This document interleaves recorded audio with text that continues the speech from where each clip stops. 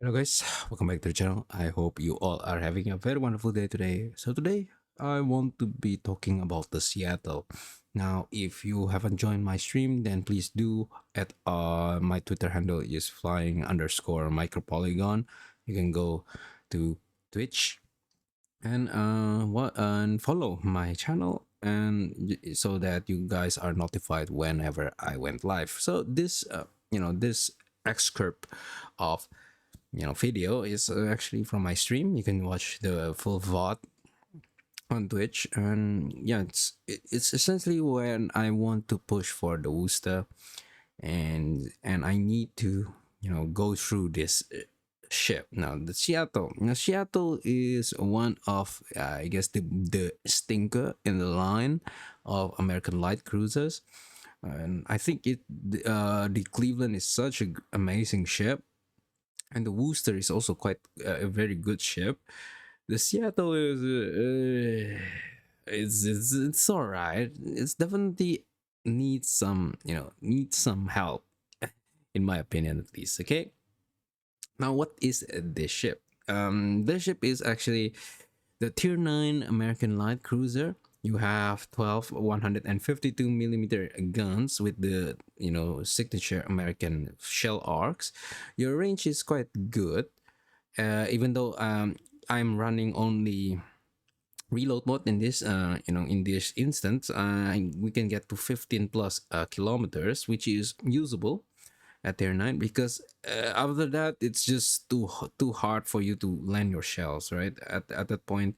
So 15 kilometers is quite good. As you can see there, 10 seconds to reach 15, which is quite hard for you to lead. Okay, your detection is also really quite good as well. At 9.6 kilometers, you have a radar at 9.9 kilometers. So essentially, you only have like a gap of 600 meters plus for you to be able, when you get detected, you to be able to spot them with radar.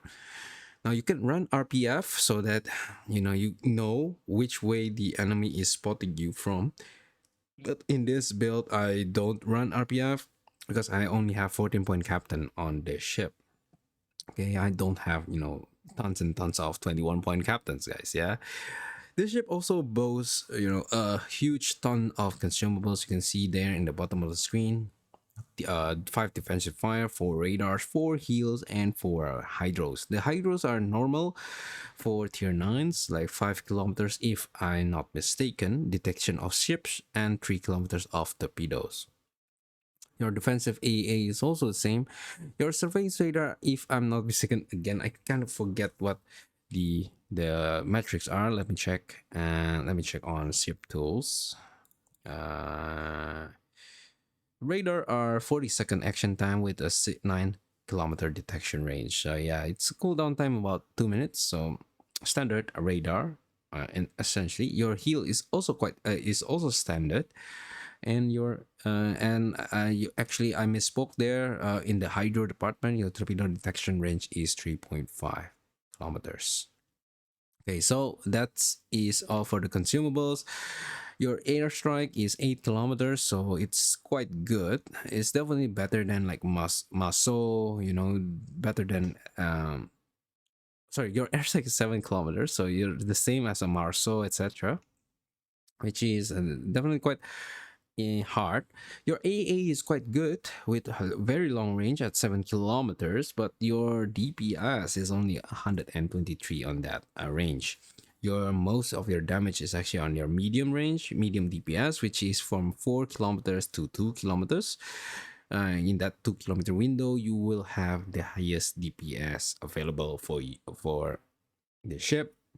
You also have 6 flag counts with a DPS of 1,800 flag damage. So yeah, your AA is quite good, right? I in this video, I haven't in this game, at least in the one that I show you now right now, I haven't spec into the AA skill, and that AA skill, the 4-pointer, is really massive for this ship because you have increased AA increase damage.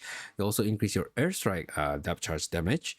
Plus, you also gain a 40% or 50%, if I remember correctly. I forgot.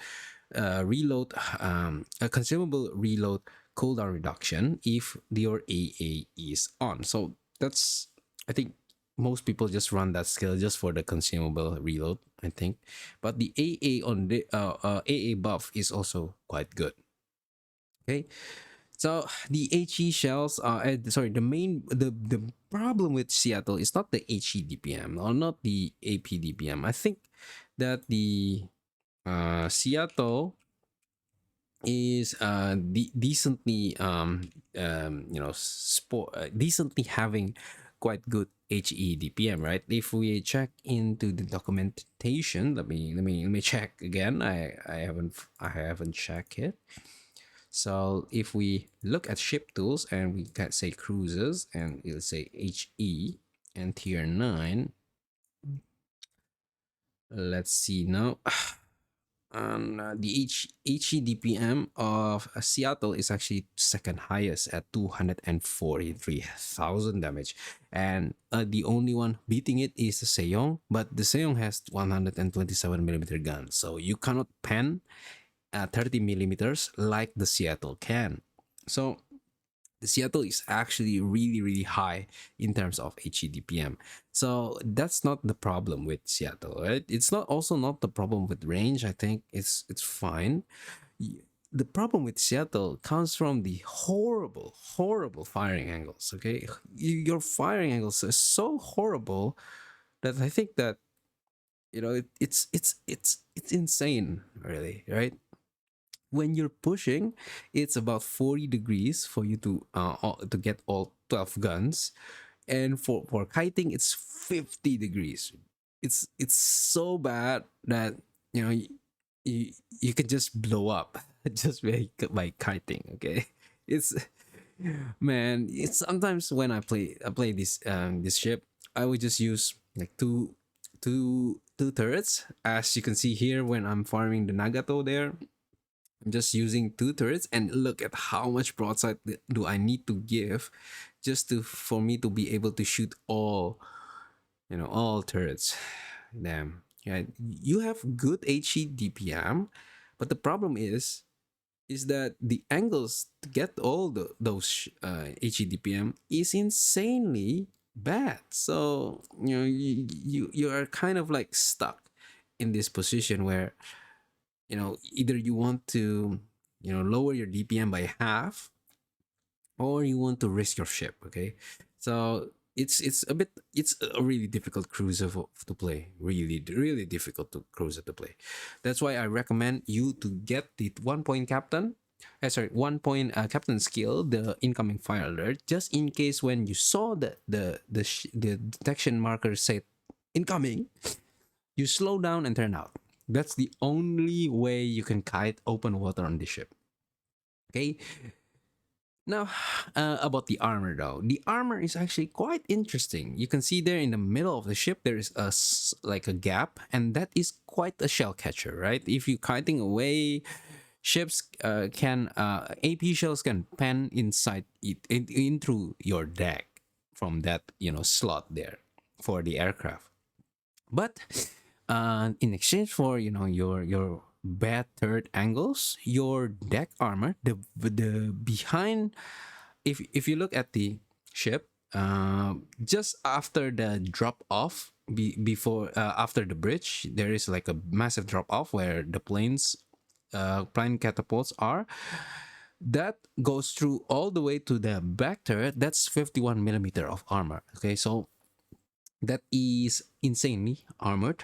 Even cruisers can't really, sorry, the alarm. Even cruisers can't really, pen them with HE, and battleship cannot overmatch it. So if you point your stern straight ahead, straight below, straight behind, and in long range, battleships could bounce through your deck. Okay, you cannot be overmatched through there. But the front part of the deck, so the bridge and to the front two turrets, is only 27. So three 400 and four sixes and above could overmatch uh your deck armor in the front, so you are less tanky kite pushing, even though you have 40 degrees of angle. So it's kind of weird, right? You have better angles forward, but you have worse armor. Okay, but if you want to kite, you have worse angle at 50 degrees, but better armor. It's like, why can't you just choose one? Okay, rather than making sure everything doesn't really suck, just make like the shape better. Okay, why would why would you do this? Okay, I don't know. But even though you have that 51 millimeter neck armor, your upper belt is still 25, your bow and stern is still 25, so every single 381 millimeter guns and above could overmatch you there. So that's why the best way for you to mitigate damage is actually to avoid the damage. That's why you need to learn how to slow down and turn away, and that will make the shells missed. So yeah, at this point in the game, if you're seeing the game, we are losing badly. So at this point, I'm just trying to farm as much damage as possible, and this Bismarck shoot me.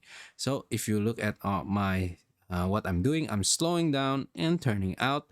We managed to you know receive quite a little, not really that much of damage in considering our angling, about 6k or 5k. Granted, this is a Bismarck, right? Not necessarily the most accurate battleship, but still 50 degrees of angling. Even his inaccurate guns will be able to hit our citadel. Okay, so that's I guess the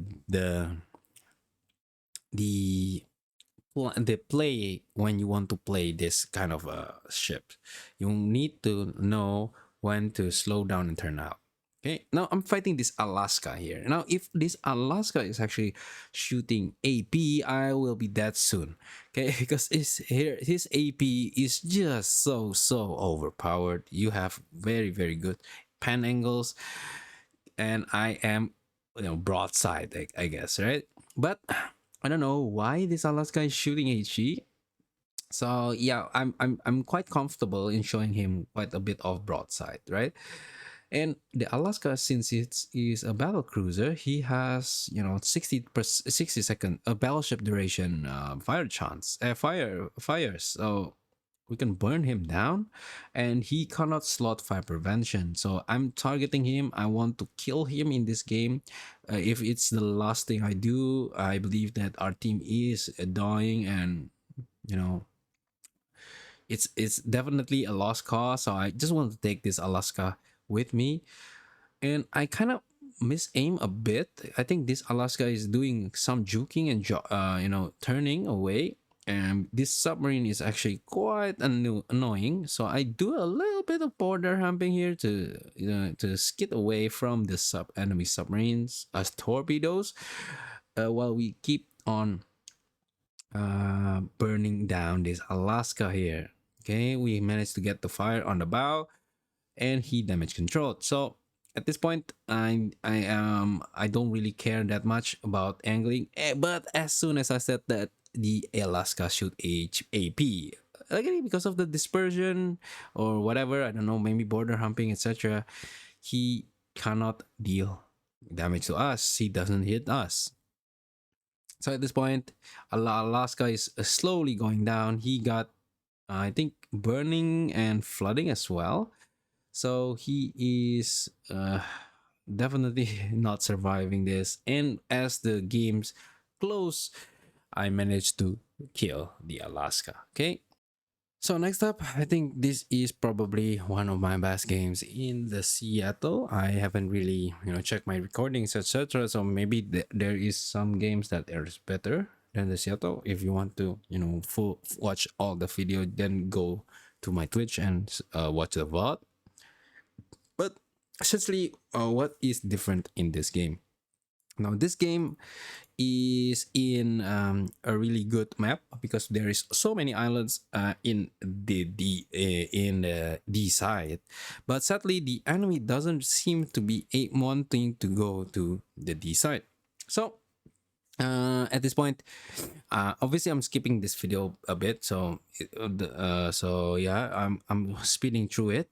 But the Sims in my team actually pop a smoke here when we push and try to cap D by telling me that he will pop his smoke, and obviously we want to get to use his smoke to farm, right? But sadly, because we don't have any spotting, we haven't found anything to farm on. But this Iowa is slowly getting into range, and this smoke screen is as plays really nicely. But our Sims managed to find the Akatsuki, and the DD is much more important compared to the farming Iowa. So I just use my front two turrets with the to kill the Akatsuki, and we managed to destroy the Akatsuki and send him to the bottom of the ocean. So at this point, I'm facing the Iowa, and my angle is not great, so I can only shoot the front two turrets. But I think that at this point you already know why, because of the bad firing angles, etc. Right? I dodged the torpedoes from the Akatsuki, the dying torpedoes, and this the Iowa actually go dark. So at this point, I only dealt like 6k in the first 5 minutes. Okay, that's is not great. Okay, because the enemy, as a light cruiser, actually, you want to be pushed by the enemy. Okay, if you're chasing the enemy, like on this flank, like on this game that I show you, it is so difficult to get damage. Okay, at this point, again, I'm thinking of my strategy here. So I decided to maybe move to this island here in E7 to be able to farm the enemies while keeping stealthy by staying behind the island. But uh, it's the Seong is also sawing me and start shooting at me. That's why the incoming alert is arriving. I start to change to my farming for the Amagi. The Iowa is starting to turn his guns towards me, so I immediately trying to duck behind this island. The Amagi shot, but because we have turned in and slowing down, all these shells missed our ship. Then the New Orleans managed to surprise us there by showing up in our flank. So I decided to not shoot first and make sure he is pushing behind this island before I shoot, because otherwise I will be spotted. Okay. And the Sims is planning to pop his another more smokes. He is playing a really good team play here. So I he is not my friend. I don't know him, etc. But I think that as DD players, if you think that a cruiser or your teammates is quite good and can utilize your spokes to support you, then you should smoke them up. Okay, the Sims is pushing into C with the enemy Friesland actually there. So he actually popped his smoke just right in front of them, trying to block my block my ship from the Friesland's point of field of vision. As you can see there, he's spreading in front of my ship so that even though if I shoot, the Friesland won't detect me. That's a really smart play. I don't know if it's intentional or not, or maybe he's just panic or something. But I think that that kind of make me able to farm this Seong, which is going behind the island near the B cap. And yeah, the Seong is also quite a fearsome ship, right? He because it's the top of HEDPM, even though you cannot pen. So even though the Seong cannot pen as high of an armor threshold as the Seattle, it has better angles and it has deep water torpedoes that you don't have. Okay. Now, because of the sim smoke, I could farm this Iowa with the safety in mind. As long as there's no planes, I will be able to farm this Iowa quite well. I kind of forget what is my uh, smoke firing penalty on this ship. So shortly after this, I will probably check it on the video. Okay, if I remember correctly, it's about 5.9. So if we can reach 5.9 kilometers, then we're fine. Sorry, before we're 5.9 kilometers, then we're fine. We will not get detected. And we managed to get one permanent fire on the Iowa because he has used this damage control. And yeah, now this Iowa is actually quite a problem for us because he is actually pushing our almost full health Veneto with half health. Plus with the Yorktown dealing damage with torpedoes, he is actually on quarter health or a little more awful than 1/8 of his health. So at this point, I am really hoping that the Veneto tries to dodge the Iowa, but it seems that the Veneto is, have the mental capacity of a Viking or something, and he rams for a very bad trade. Okay, even though it's a tier 9 trading to tier 8, but come on, man.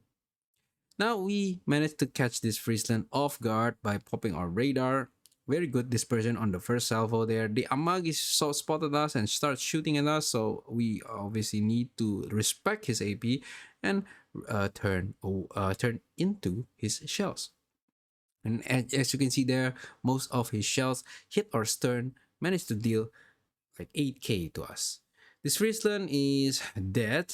Pretty funny animation there, popping out up above the waves. And at this point, I'm trying to go dark, but the Amagi managed to shoot one last salvo, so we turn back in. And because the dispersion or whatever, the shell bounces, and we live for another day. The enemy is at this point very very weak. 280 plus points against 600 points, plus a 7 ships to 5 ships in the enemy team, and we are quite healthy, I think so. So even though we have no battleships or a Colorado, which is very slow, and at this point I don't think he will able to deal much more battle impact after this, but it is what it is. So yeah, we managed to get fire on the Amagi by keeping staying dark behind the island, and actually the Sims actually come again and start to pop his smoke.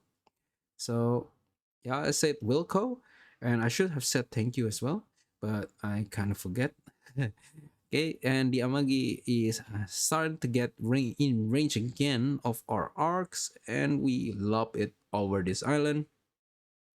And when I saw that he doesn't have a fire burning, I immediately thought maybe he damage control. So if I can get another fire, this will be a permanent fire. Okay, that is what you want to be thinking about in a light cruiser. You want to spread out your fires. You want to wait out the damage control. You want to make sure that you will have permanent fires. Okay, that's essentially what you want. Okay, so the Amagi is slowly getting away from our range, but at this point the Amagi is so low that our team will shortly deal the finishing blow to this Amagi. Okay, it's actually the Colorado. Okay, now the enemy carrier is spotted, and I decided to just push into the enemy because we are 7-3 and we have massive advantage in terms of health and tier. I'm not afraid of the New Orleans. I'm not afraid of the Shiratsuyu. As long as I angle to the New Orleans, he cannot do anything, and my HE DPM is just so much higher compared to him. So against the Shiratsuyu, I can just radar and hydro, so make sure that no torpedoes can hit me while keeping him spotted. So I'm quite confident with that. Plus the enemy carriers, because we have good AA, he will also have a hard time hitting us. So even if we are alone right now and facing them, I'm I'm not that afraid. Okay. This Sanjang grounds itself, so because of our floaty shells, we can lob it over this island and hit his ship.